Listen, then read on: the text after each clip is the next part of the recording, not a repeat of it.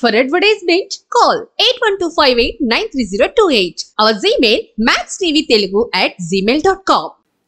శ్రీమాత్రే నమః. నమస్కారం. ప్రేక్షక మిత్రులందరికీ కూడాను దీపావళి శుభాకాంక్షలు. చాలా విశేషమైనటువంటి ఈ సంవత్సరం దీపావళి మహోత్సవం రంగరంగ వైభవంగా ప్రతి ఒక్కరూ జరుపుకుంటారు. ఈ సంవత్సరం దీపావళి అక్టోబర్ 29వ తారీఖున వస్తుంది. అలాంటి యొక్క దీపావళి రోజు మీరందరూ కూడాను ఆయురారోగ్య ఐశ్వర్య భోగభాగ్యాలతో ఉండాలని ప్రార్థన చేసుకుంటూ దీపావళి యొక్క విశిష్టత ఏంటి, ఈ పండుగ ఎలా జరుపుతున్నారు, ఈ పండుగ దినాల్లో దీపం ఎందుకు వెలిగిస్తారు, ఆ రోజే ఎందుకు దీపం వెలిగిస్తారు, ఆ రోజు నుండి కంటిన్యూగా దీపం ఎందుకు వెలిగిస్తారు అనేది కూడా చూసుకుందాం మనం. హిందూ మతంలో అత్యంత ముఖ్యమైనటువంటి పండుగలలో దీపావళి ఒకటి. ఈ దీపావళి వచ్చిందంటే పెద్దవాళ్ళ దగ్గర నుంచి చిన్న పిల్లల వరకు చాలా ఆనందంగా సరదాగా గడుపుకునే ఒక పండుగ. ఇది దీపావళి విశిష్ట పండుగను ఎందుకు జరుపుకుంటామంటే దీపావళి చెడుపై మంచికి విజయం చేసే ఒక అద్భుతమైనటువంటి పండుగ అని కూడా చెప్పచ్చు. ఇంట్లోని ప్రతికూల శక్తులన్నీ కూడా తొలగిపోయి నూతన వెలుగు తెచ్చే గొప్ప పండుగ ఏదైనా ఉందంటే అది దీపావళి పండుగ. హిందువులతో పాటు దీన్ని ఎవరెవరు చేసుకుంటారు? జైనులు, బౌద్ధులు, సిక్కులు, ఇతర మతస్థులు కూడా ఆరోగ్యం, సంతోషం, ఆనందం, ఐశ్వర్యం కోరుకుంటూ జరుపుకునే పర్వదినమే దీపావళి. ఆశ్వీయుజ బహుళ అమావాస్య రోజు ఈ పండుగ జరుగుతుంది. దీపాలను వెలిగించి ఈ దీపావళి గురించి రామాయణంలో కూడా ప్రస్తావన వచ్చిందండి. పురాణ కథన ప్రకారం జన్మించిన భూదేవి వరాహస్వామికి అసుర సమయంలో నరకాసురుడు శ్రీహరి చేతిలో చావులేని తల్లి చేతిలోనే మరణం పొందేలా వరం పొందాడు. వరగర్వంతో లోకాలన్నిటిని కూడా నరకాసురుడు విపరీతంగా ముల్లోకాల్ని పట్టి పీడిస్తూ ఉన్నాడండి. నరకాసురుడు బాధలు భరించలేని దేవతలు, మునులు, గంధర్వులు స్వామివారికి ఆ యొక్క వైకుంఠనాథుడికి పోయి మొరబెట్టుకుంటారు. వారందరి యొక్క మొరను విన్నటువంటి ఆ యొక్క మహావిష్ణువు ద్వాపరయుగంలో కృష్ణుడిగా అవతరించి సత్యభామ నరకాసురుని సంహరించడం జరిగింది. నరకాసుర సంహారంతో అందరూ ఆనందంగా పండుగ చేసుకుంటున్నారు. చతుర్దశి నాడు నరకుడు మరణించగా ఆ తర్వాత రోజు దీపావళి వెలిగించి సంబరాలు చేసుకుంటారు. దీపావళి అంటే దీపాల వరస అంటారు. దీపావళి కొన్ని ప్రాంతాల్లో దీపావళిని 5 రోజులు పండుగగా జరుపుకుంటారు. ఆశ్వీజ బహుళ త్రయోదశి ప్రారంభమై దీపావళి వేడుకలు కార్తీక శుద్ధ విధియ భగిని హస్త భోజనంతో ముగిస్తుంది అన్నమాట. ఇది ఏంది, ఇది కొత్తగా ఉందా అంటే కొన్ని ఉన్నాయి, కొన్ని ప్రాంతాల్లో ఉన్నాయి.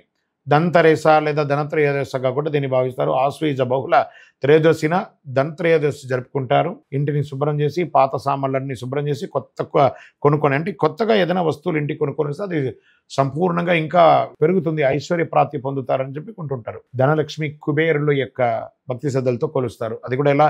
యక్షాయ కుబేరాయ వైశ్రవణాయ ధన ధాన్యాధిపతయే ధనం ధాన్యం సమృద్ధిం దేహి దేహి తాపే స్వాహ అని చెప్పి మంత్రం చెప్పుకుంటూ బంగారు, వెండి, ధనం ఇవన్నీ కూడా పెట్టి పూజ చేస్తారు దేవుడి దగ్గర.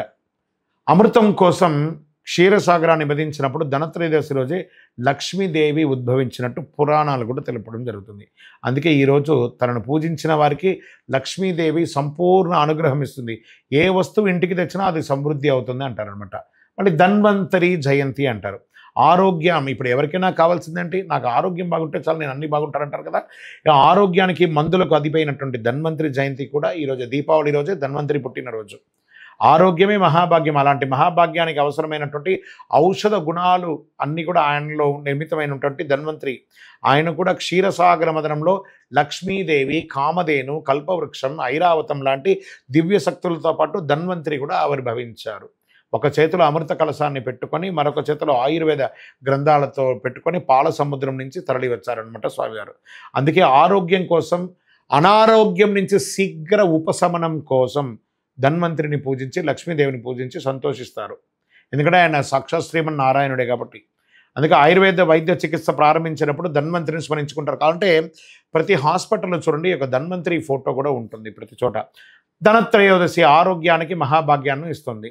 దీపావళి అమావాస్య, ఆశ్వీజ అమావాస్య రోజున దీపావళి పండుగ సమయంలో ఇంటిని శుభ్రం చేసి రకరకాల పిండి వంటలు తయారు చేసుకుంటారు. పిల్లలందరూ పటాకులు, బాణసంచాలన్నీ కూడా కాలుస్తుంటారు. సంధ్యా సమయంలో గోగు కర్రలతో, గుడ్డ పీలికతో కాగడాలు కట్టి వెలిగిస్తారు. గుమ్మంలో నేల మీద కొడుతూ దిబ్బి దిబ్బి దీపావళి మళ్ళీ వచ్చే నాగుల చవితి పుట్ట మీద జొన్న కర్ర పుట్ట యొక్క దెబ్బ అని పాట పాడుతూ ఉంటారు. మీరు కావాలంటే గ్రామాల్లో వెళ్ళి చూడండి. ఈ పాటలంతా కూడా మనం పురాణ గాథల్లో ఇంతకుముందు చెప్పేవారు. ఇప్పుడు కూడా డెప్త్ గ్రామాల్లోకి వెళ్ళారంటే ఈ యొక్క దీపావళి రోజు ఇలాంటి కథలు చెప్తూ పాటలు పాడుతూ ఉంటారు. గోగు కర్రని ఎవరు తొక్కని చోట వేసి వెనక్కి తిరిగి చూడకుండా కాళ్ళు కడుక్కొని లోపలికి వెళ్ళి మిఠాయి ఇలాంటివి కూడా తింటూ ఉంటారు. ఇలా చేస్తే పిల్లలంతా కూడా ఆరోగ్యంగా ఉంటారు నమ్మకం. తర్వాత ఇంటిని దీపాలతో అలంకరించి మట్టి ప్రమిదలు నువ్వుల నూనె వాడటం మంచిది. దాంట్లో ఒత్తులంతా వేసి ఏక వ్యక్తి 2 వ్యక్తి ఇలా వచ్చి వెలిగిస్తారు.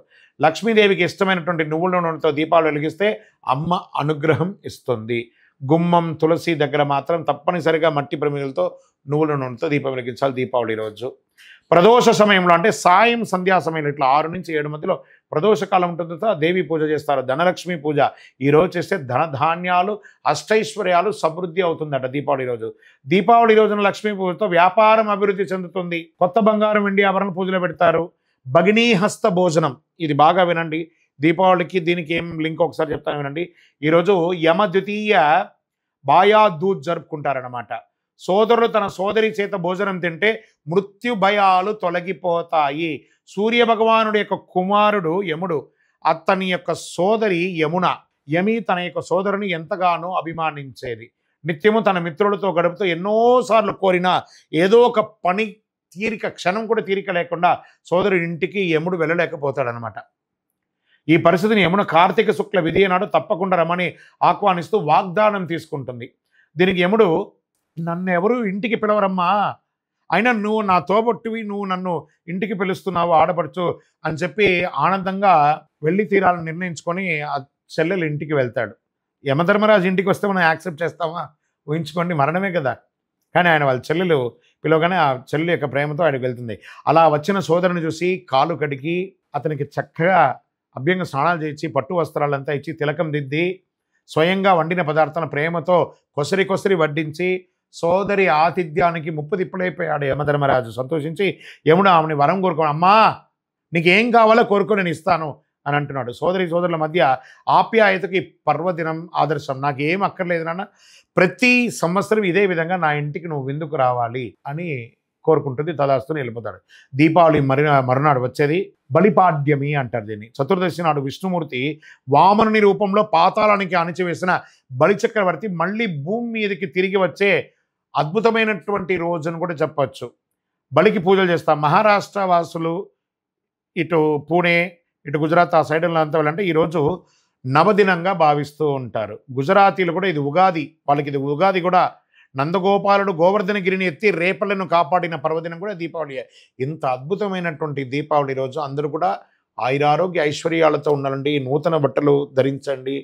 పటాకులు బాణాసంచులు పిల్లల చేత కాల్చేటప్పుడు పెద్దలు వాళ్ళ మీద దృష్టి పెట్టి ఏ విధమైనటువంటి ఇబ్బంది కలగకుండా అందరికీ మీకు తెలిసిన వారికి అందరికీ కూడా తీపి వంటలన్నీ కూడా తినిపించి ఆనందంగా ఉండండి. మీ జీవితంలో కూడా ఎంతో సుఖాలు పొందాలని ఆ అఖిలాండ కోటి బ్రహ్మాండ నాయకుడు శ్రీ ధర్మశాస్త్ర అయ్యప్ప స్వామి వారి 18 అవతారాల దేవాలయంలో కొలువున్న జీవశాస్త్ర జీవకోణ తిరుపతిలో ఉన్నటువంటి స్వామివారిని ప్రార్థిస్తున్నాను. విజయోస్తు. ఆనందంగా ఉండండి. మంచి విజయ దీపావళి మీ అందరికీ కూడాను. విజయోస్తు.